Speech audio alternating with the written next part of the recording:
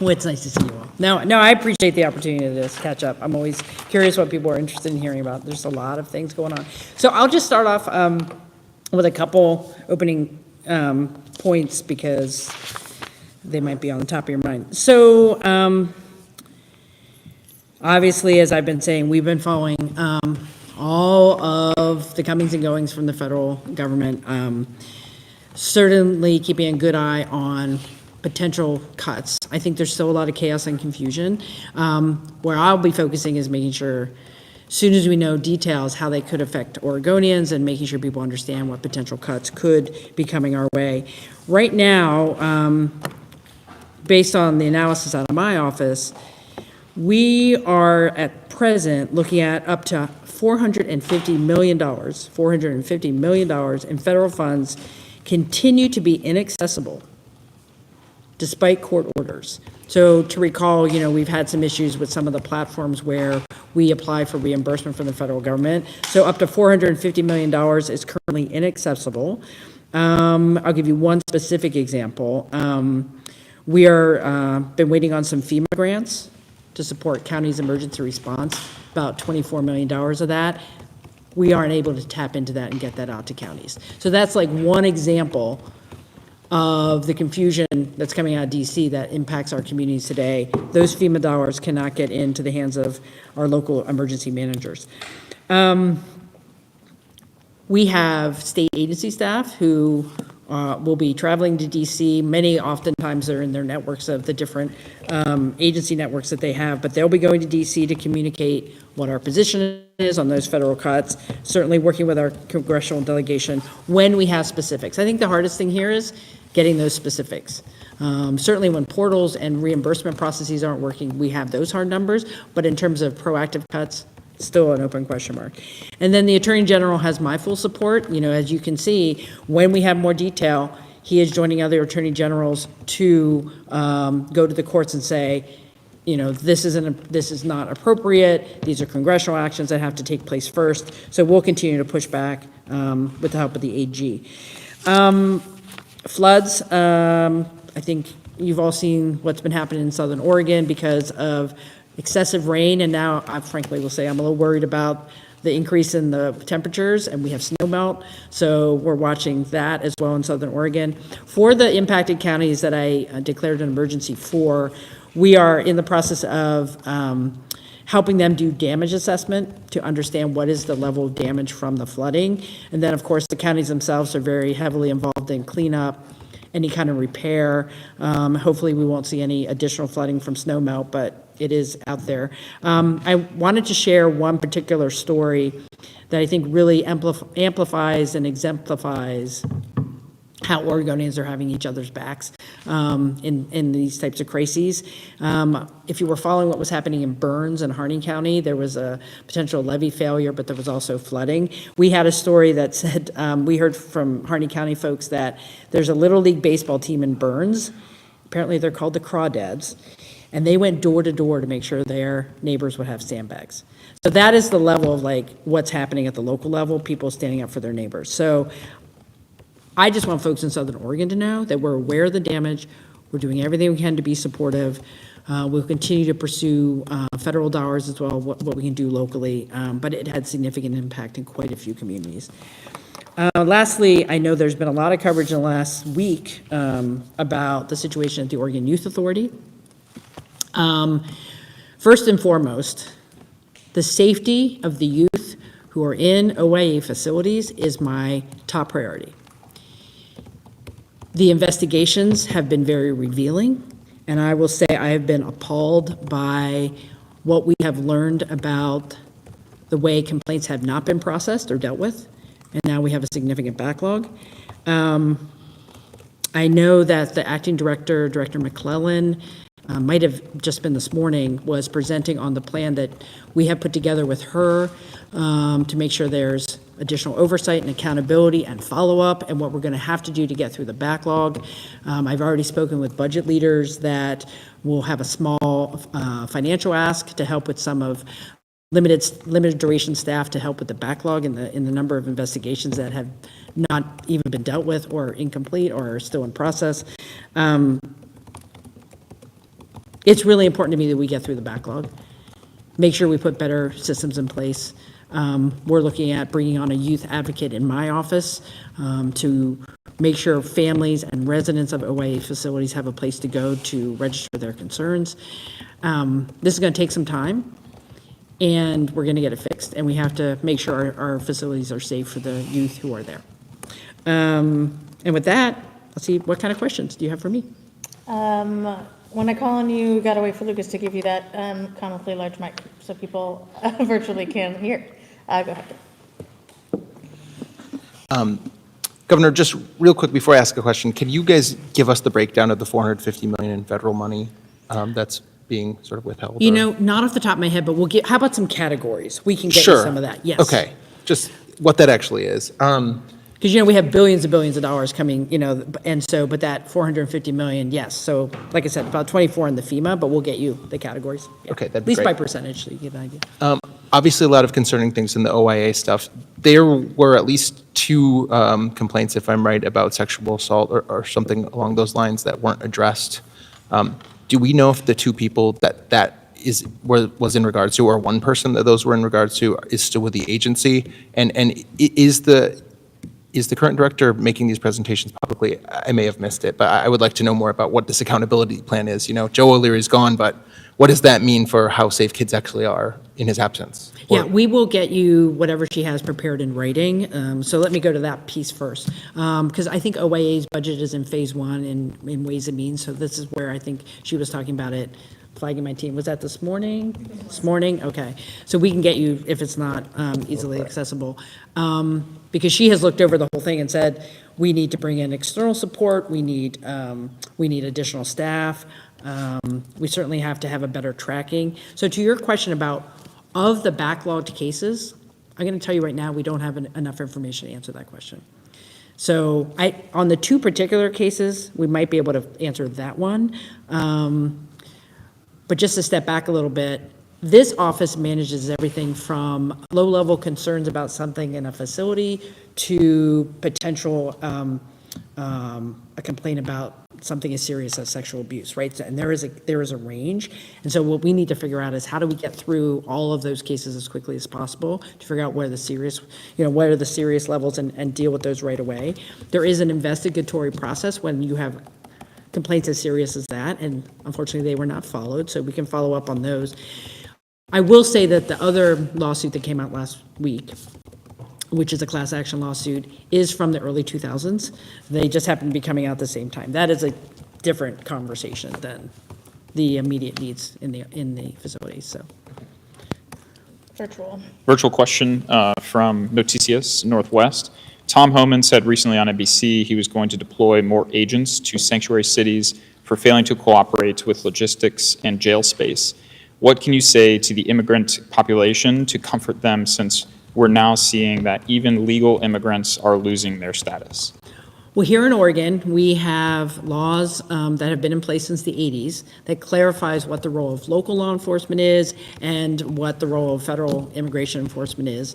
I have no information to share, or I haven't heard anything that says anything is going to be increased in Oregon. We maintain cordial relationships with the federal authorities, but nothing has changed at this point. We have laws that say local law enforcement deals with local law enforcement, federal immigration is up to federal immigration officials, and there's a real clear line about that in Oregon.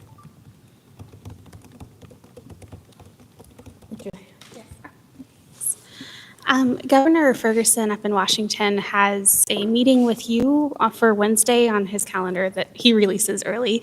Can you tell us a little bit about what you're expecting to talk with the governor? Are you guys going to be meeting in person or over the phone through Zoom? And what's going to come of this meeting? I think it's a virtual meeting. Here's the thing. I haven't had a chance. Obviously, I had a phone call with Governor Ferguson when he was elected, and I congratulated him. But he did not make the National Governors Association meeting back in February, so we have not met face-to-face. So this was my hey, can we at least get a virtual meeting on the books so we can get to know each other? So we don't have a set. It's probably going to be more of a meet and greet conversation. But certainly we have a lot of things in common that we have to discuss, but we haven't set an agenda for it. So. Another virtual question from Blair Best at KGW. Can the governor provide a comment on SB 110 and the $800 million to pay for the professional ballpark in Portland?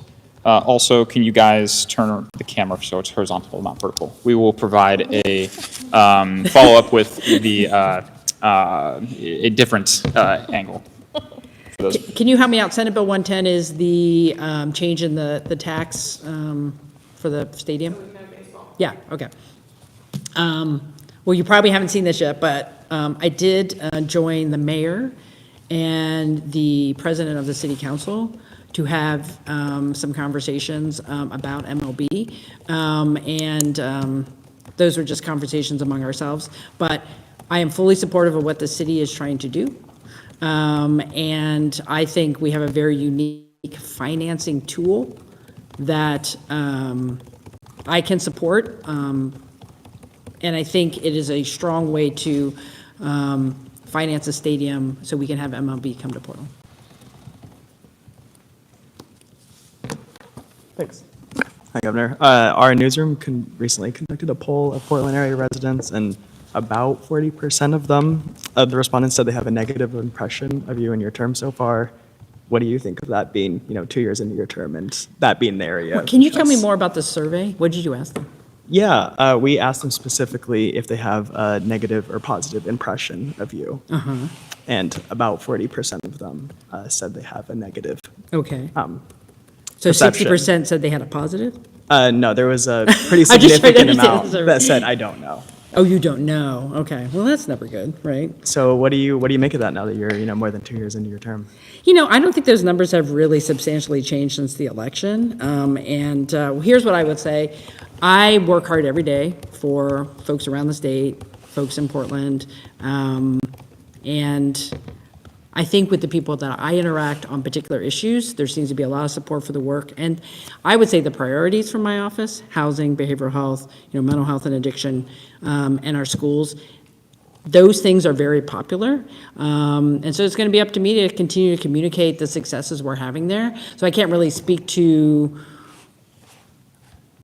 and was it they don't like me? I'm just kind of curious. So they have a negative. A negative, okay. Well, I'm still working on the issues that I think they have a positive impression about, which is housing, mental health and addiction in schools. So, yeah, thanks. Another virtual question, this one from Cade Sterling at NBC5 News in Medford. This is a follow-up regarding OYA. They appreciated your opening remarks, but wanted to follow up to ask is this something the federal agencies should take control of, or should it stay in the state? I think that we are, I don't think it requires a federal investigation. I know we had at least one legislator who called for that. I think we have a strong response plan coming out of the agency, including external support and an external advisory group that will be part of that. My immediate goal is to make sure we can get through the backlog and make sure we understand if there are any existing safety issues at the facilities. And I will also remind folks, later in the year, the Secretary of State will also be doing an audit. So I feel like there are enough eyes on the situation. And I think we just heard that the legislature will also be doing oversight hearings of some sort between now and the end of session. So I think all those things together are really addressing the issue. So I don't think we need federal oversight.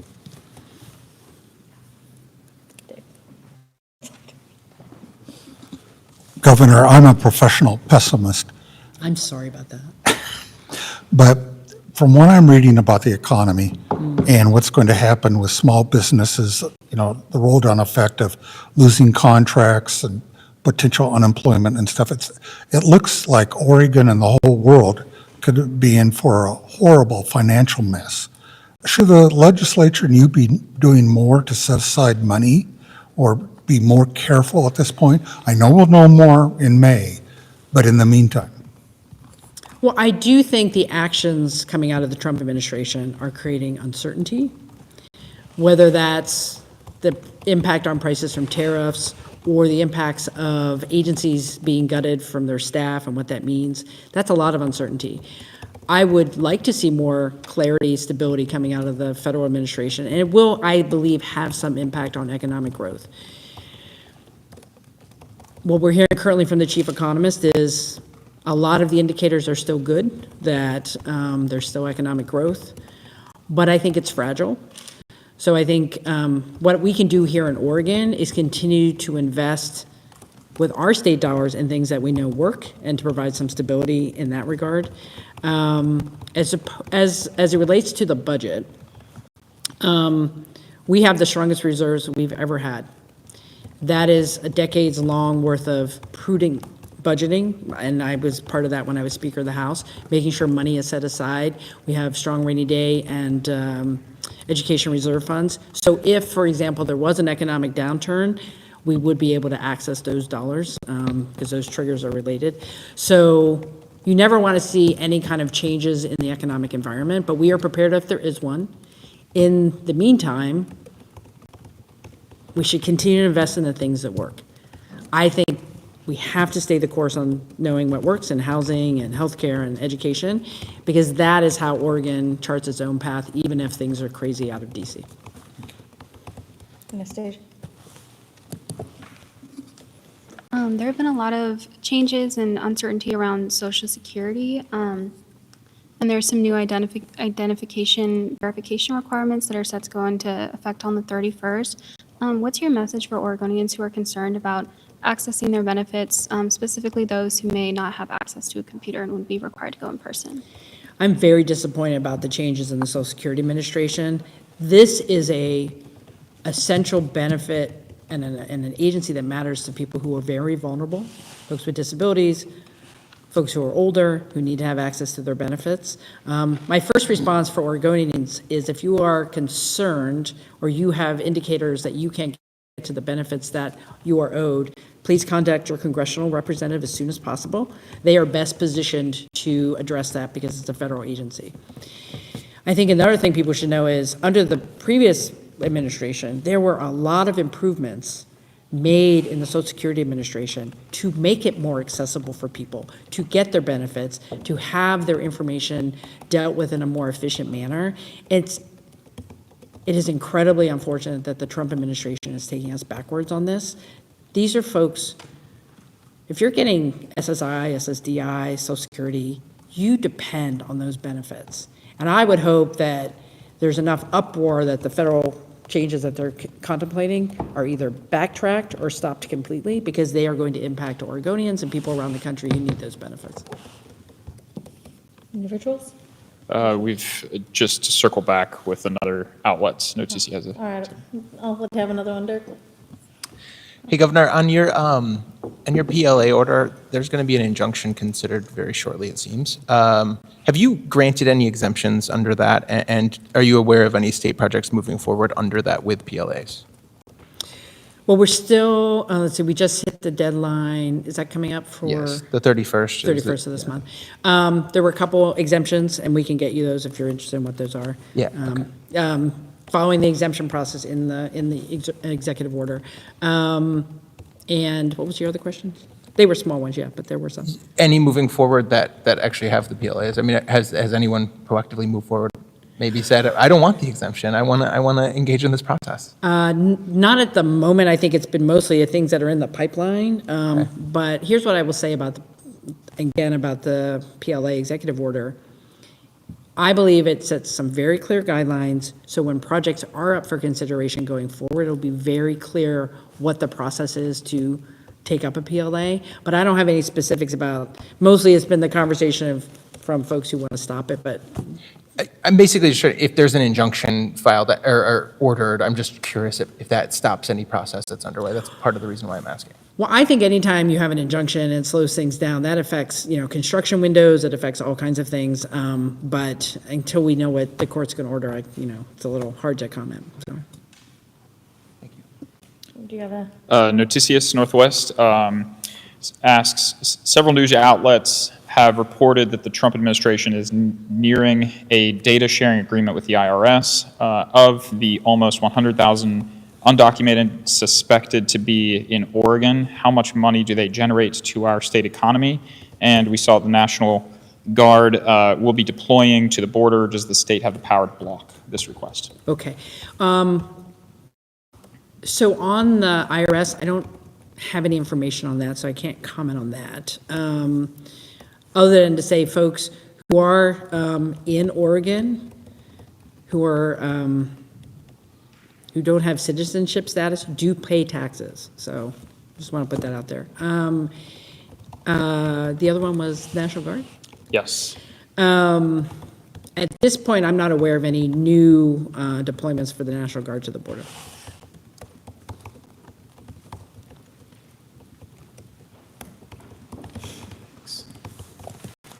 Great, thanks. Governor, I'm sure you saw the co-chair's budget framework last week, which did spell out that while right now they think they have the money for additional funding for the state school fund, they don't have enough for everything else you want to do on housing and education and health and human services. Looking at that, do you think there are resources that they're not aware of, or are you finding ways to prioritize what's in your budget that's not included in their framework? So the framework is, as you know, part of the budgeting process. Co-chairs are kind of setting their goals out there. With all due respect to our budget co-chairs, I disagree. They do have the resources to fund the investments in my budget. Well, can you be more specific? Like, what is incorrect about there? Or do you see them putting money into a place it shouldn't be? Where? Well, I think you will see in their framework that they're holding quite a bit of money back. Well, as I understand it, they have 998 million that they're holding, but they say even if they fund all your priorities, it's still not the 998 that they're holding back. We just have a difference of opinion on the numbers at the moment. What's the? All right, we What's the got another difference hand now? up. Go ahead. Well, go ahead and finish. I just don't understand what you're saying. You're saying you have different budget numbers than they're looking at? Well, what I will say is, when I put out my budget in December, we had the resources to meet all of the goals in my budget. There are sometimes changes. There have not been substantial enough changes, either on the expenditure side or the revenue side, that changes that dynamic. Now, legislators have choices of how much they want to hold back, how much they want to put in reserves, but to say that there are not the resources to fund my budget, that's not true. Maybe too much in reserves for you or something along those lines. This is a related question, Governor. How are you and your team interacting with the legislature? I know that's a big question, but can you give kind of some examples? I don't know if you're making 50 phone calls a day or checking in once a week, or kind of give us a picture of what you do. Well, some of in it's that ad hoc, but, I have regular standing meetings with the Senate President and the Speaker. I have regular check-ins with the Republican leaders. I've been testifying on bills. I had already this year 2 lunches with all the new legislators, our freshman lunches. So I had all the new House and Senate members over in 2 different days, because there were a lot. We had lunch together, so we got to know each other. So I'm doing the type of outreach I would normally do to get to know legislators, spend time with them, and as we move into the session, continuing to engage on the priorities that I've put out there. So right now, I think we have very cordial relationships, even if we disagree on the budget. I think if you ask both the co-chairs, they were like, well, the governor's entitled to her opinion. It's not a conflict. It's just we have different opinions. And by the end of session, I think we'll have good, strong budgets and do the right things for Oregonians. And it's up to me to continue to keep those lines of communication open with lawmakers. Do you have No a more phone? virtual All right, last question. In that case, I mean, going back to the OYA topic, when did you and your office first learn about the number of cases involved in the backlog? Well, we became aware that there might be a problem in the office earlier in the year, late last year. This was brought to our attention by now Acting Director McClellan, and was aware of the investigations ongoing. Certainly by February, what was the date I put, Joe, on administrative leave? the Mid-February? 14th. That Friday. I had enough information to make a decision that I needed him to be on leave. The investigation has been ongoing, but by that point, I had enough information to know that we had a significant problem there and that he needed to step aside, and then, of course, terminated him less than 30 days later, so. Well, we actually have 2 earlier in the more. year or late last year? Sorry, which one was it? Well, I know that there was indicators that there was an investigation starting, but we really didn't have a lot of information until late January, is my recollection. I think he's told us something that you all encouraged him not to bring this public until, it was in our reporting, it was not my story, but. I did see that reporting. Yes. That is absolutely false. We have one more minute. Anybody want to fight for an actual last question? All right. Thanks, everybody. Appreciate it. Thanks, everybody.